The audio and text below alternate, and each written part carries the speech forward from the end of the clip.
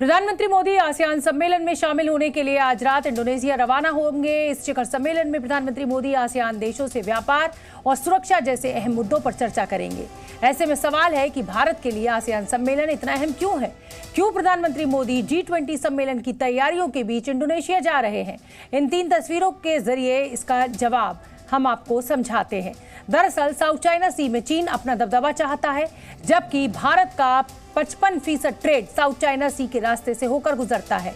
ऐसे में आसियान देशों से अच्छे संबंध बनाकर रखना भारत के लिए काफी जरूरी हो जाता है। और वहीं भारत साउथ कोरिया के बाद आसियान देशों को हथियार देने की रेस में भी शामिल है।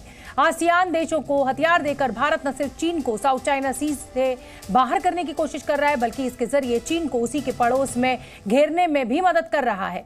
भारत सिर्फ ब्रह्मोस ही नहीं बल्कि लड़ाकू एयरक्राफ्ट तेजस भी आसियान देशों को बेचने की कोशिश कर रहा है, जिससे साउथ चाइना सी में चीन के जहाजों पर नजर रखी जा सकेगी।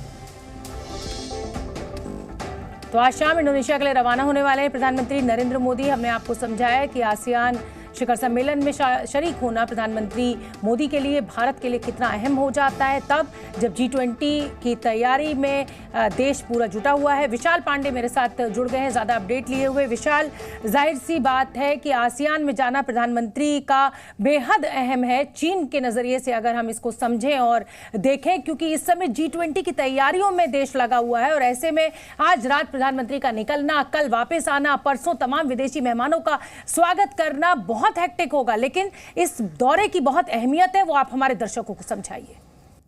देखिए शोभना जी, बिल्कुल, क्योंकि प्रधानमंत्री नरेंद्र मोदी जब इंडोनेशिया के जकार्ता जा रहे हैं, ये इसलिए महत्वपूर्ण है क्योंकि ऐसे वक्त में G20 का शिखर सम्मेलन हो रहा है। लेकिन प्रधानमंत्री नरेंद्र मोदी इंडोनेशिया आसियान सम्मेलन में इसलिए शामिल होने जा रहे हैं ताकि भारत इन विकासशील देशों की आवाज बन सके। और खासतौर पर आसियान देश भारत के साथ जो उनकी पार्टनरशिप है उसको और ज्यादा मजबूत करना चाहते हैं, क्योंकि जिस तरह से चीन की विस्तारवादी नीति रही है, जिस तरह से चीन साउथ चाइना सी में तमाम रोड़े अटकाता रहता है, और जो इंडो पैसिफिक है उसको कैसे और ज्यादा सुरक्षित और खुला बनाकर रखा जा सके, इन तमाम मुद्दों पर चर्चा होगी। और अगर खास तौर पर हम इंडोनेशिया और फिलीपींस को देखें तो ये 2 देश ऐसे हैं आसियान के जो भारत के साथ रक्षा सौदा भी कर रहे हैं, कई तरह की डील हो चुकी है। और साथ ही जो डायलॉग पार्टनर्स हैं, क्योंकि भारत आसियान का सदस्य देश नहीं है, उसमें भारत, जापान, अमेरिका, ये जो देश हैं, ऑस्ट्रेलिया भी इसमें है पार्टनर्स के तौर पर। तो ये कहीं ना कहीं एक बड़ी आवाज यहां पर भारत बनता हुआ दिखाई दे रहा है। और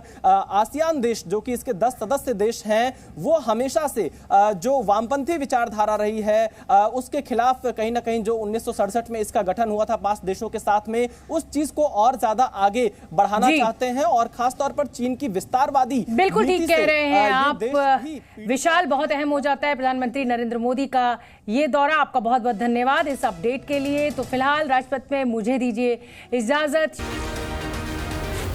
Z News।